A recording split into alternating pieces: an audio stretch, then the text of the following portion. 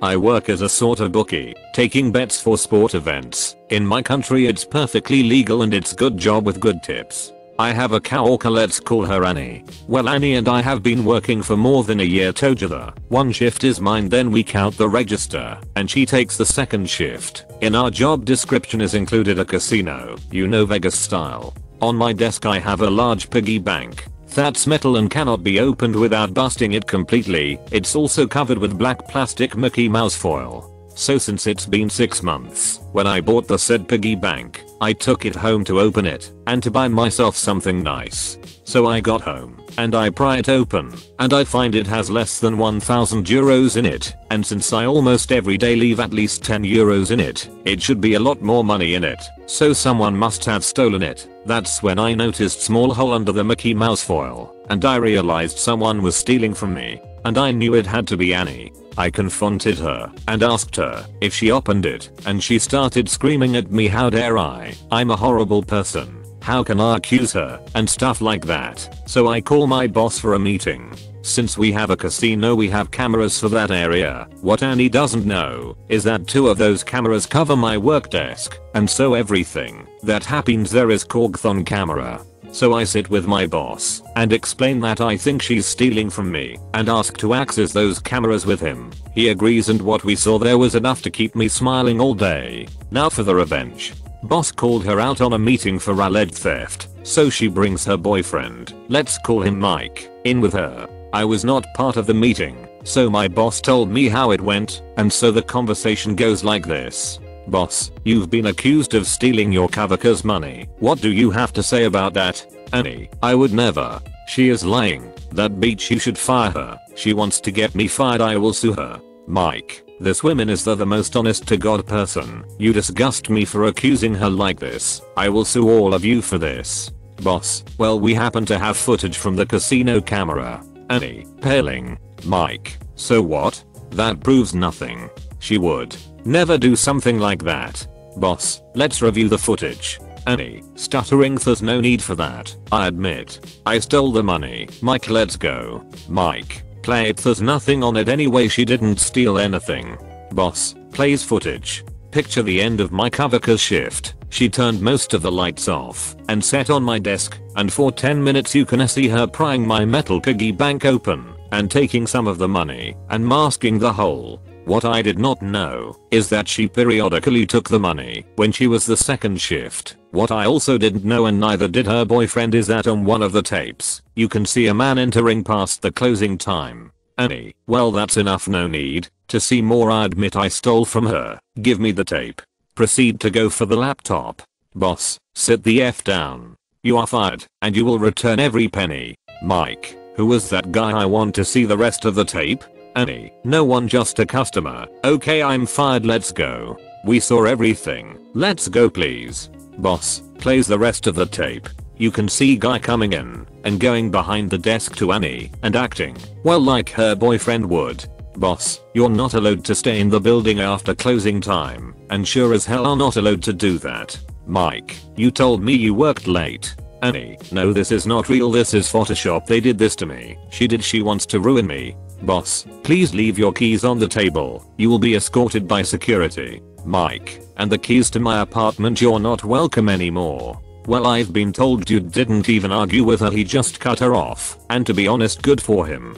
Boss fired her that day and I haven't seen her since, and I'm suing her for the money she stole from me. So guys, that's the whole story. Hope you didn't find my lack of grammar annoying. I'm not a native speaker. Before my wife and I bought our house, we rented an apartment from a complex that we learned halfway through the rental process was a condo conversion. For those that don't know what this means, we didn't at the time either. This is an usually small apartment complex that, instead of being owned by a single company and run by either an on-site manager or property management group, each unit in the complex is individually owned either by a person or company, and each owner chooses their own property management group or person if they don't live in the unit, that is. In order for everyone to follow the same set of rules, they established an HOA that applies to all owners and tenants. We only learned about this when we were signing the lease agreement and were handed a badly photocopied stack of paper saying these were the covenants, conditions, and restrictions, CC&R, ACAHOA rules and regulations that we needed to follow. Okay. Thanks for throwing that at us at the last minute. I'd rented before and wasn't horribly worried about it as I had always been a good tenant. So we moved in and sat down to try to read the CC&Rs we'd been handed in a little more detail. Most were pretty reasonable, a few were kinda silly, but a few of them were contradictory, nonsensical, or just plain didn't apply. I particularly liked the one about the playground that didn't exist and never had as far as I was able to determine. In any case, we moved in, got settled, got to know our neighbors, and then stuff started breaking in our apartment. No biggie, contact our property management group, let them know there's an issue. The interesting thing is, the CC&R they handed us was actually more restrictive on repair issues than state law. This is important, and attached daily fines to residents who didn't keep their property in good repair. Now interestingly enough, they defined in good repair pretty broadly. This included the appliances they provided, the mechanical systems of the building, and the structure itself. This is when we learned that the unit we were in was apparently the problem child of the complex. The owner always tried to skimp on maintenance, was notoriously slow to repair things, and really hated spending money on his investment. So we contact the property manager this guy hired and they, well, let's just say they were interesting. They send out their handyman to take a look at the issue. Our washer machine had died. He looks at it, goes, yup, it's dead, and leaves. That's it. So I call up the property management folks before he's even left the parking lot. Me, your guy just left here after taking a glance at the washer, saying it's dead, and walking out the door. Didn't say anything else to us. Property manager, oh, it's not a big deal. We'll get a repairman out there in the next couple of days. Okay, just make sure you let us know when he's coming, so we can be sure to be here. 5 days later, no repairman. Call them back up. Me, hey, we still haven't seen the repairman or heard anything regarding when he's coming out. Property manager, sorry, we haven't been able to contact the owner of your unit to get his authorization to send out a repairman. Huh, me, well, any idea when you might get someone out here? Trekking to the laundromat to do our laundry is getting a bit bothersome. Property manager, no clue, we have to contact the owner first per his instructions. Me, okay, can you hold on a minute?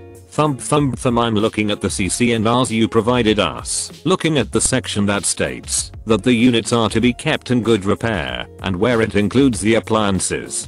I'm looking specifically at the section that says all repairs must be started within 24 hours and the section that states that owners will be fined X amount per day for repairs that are not started in that time frame. Property manager, let me call you right back. Me, please do. At this point we are approaching 5 days and probably rapidly approaching the replacement value of the washing machine in fines. Well, that was the start of the war. Anytime something broke, they'd send their handyman and things would either go unrepaired or get broken worse by this knucklehead. And everything was a fight with the property owner. He tried several times to cause problems for my wife and I. Everything from claiming we had caused the damage to the unit. How did we cause the upstairs neighbor to just happen to put a nail through the main toilet sewer stack and therefore cause raw sewage to leak between the walls, to looking for issues to cost him money. At the end, that was becoming true, but only because he was such an butt about everything. Here's where our revenge begins. The CC&Rs stated that all repairs had to meet current applicable building codes. Now, normally some things get grandfathered in when you're dealing with older buildings like this, but hey, their CC&Rs are legally binding on all parties. Third sentence of the opening paragraph, if memory serves. Well, we had an issue with our windows. They wouldn't close unless you pushed on them from the outside. Old crank to close casement windows. Simple fix, just replace the crank, right? Except by this point, I'd gotten thoroughly pissed off by the property owner and his shenanigans on different issues over the few months we'd been there. So I called up the property management company. They come out to replace the cranks on the windows. And then I point out the fact that the CC&Rs require repairs to be up to code, and those single pane aluminum framed windows are not up to code. Yep. They got to replace all the old aluminum windows in our apartment with double pane vinyl windows. I waited until they had replaced the siding and repainted everything to match to point out that the windows in the bedrooms were not up to code. They did not open sufficiently wide to be considered egress windows per code. So they had to put us up in a hotel until they got that one fixed. They had to open up the wall on the inside and reframe the windows in both bedrooms to meet current code. I talked to the contractor one day. That one cost about $5,000 start to finish. The worst though was the mold issue. The way our unit was constructed, it was a quasi-basement unit, which meant they didn't have to install fire sprinklers, since it was 2 floors and a basement instead of 3 floors. The bottom half of the bedroom walls was poured concrete, and those walls were always cold. The last winter we were there, we started to see mold develop on the walls due to the condensation and poor air movement in the closet. And that mold transferred over to some infrequently worn clothes and started growing like mad. Contacted the property management company. They sent their handyman with a bottle of bleach and some rags. Their next suggestion was to hang some of the damp-rid containers to try to absorb moisture. Then they slapped another coat of paint on the concrete wall, as if that was going to do anything. That was the last straw in my book. I contacted a half-dozen agencies before finding out the right people to talk to. They sent over a representative to take samples and examine the construction of the apartment. We were then only allowed to get belongings while wearing a respirator, and they ordered the property owner to get us a hotel for the foreseeable future. Black mold, not just on the foundation wall, but also under the carpet in the closet. All our clothing had to be professionally cleaned or contaminated. Fortunately, it had not spread to the rest of the wall structure, but was confined to one small section of concrete wall and floor. So the cleanup was actually relatively straightforward and only took about a week. The remediation though, that was not so straightforward. As best as I could figure out, when they built this complex exterior waterproofing and insulation to prevent exactly this scenario on below grade walls wasn't quite as stringently required in the code. But remember the language in the CC&Rs about all repairs having to meet current applicable code? Whoops. They got to excavate all the way around the foundation wall, back to about 3 feet, to give them room to properly work on the wall. They got to pressure wash the outside of the foundation wall, then apply the correct, expensive, waterproofing to the outside of the foundation wall. Then they got to install foam insulation blocks, also expensive, on the exterior of the walls a week or so later, after all the waterproofing cured. Now, while that last one wasn't the owner's fault, if he hadn't been such an but about the repairs, and had been even the tiniest bit cooperative on repairs, I wouldn't have dug nearly as hard into making sure it was fixed right. And if the hose CC&Rs weren't so poorly written, he could have probably gotten away with a lot less. When I asked the contractor for a ballpark of how much something like this cost, his answer was more than $10,000. He wouldn't specify how much more.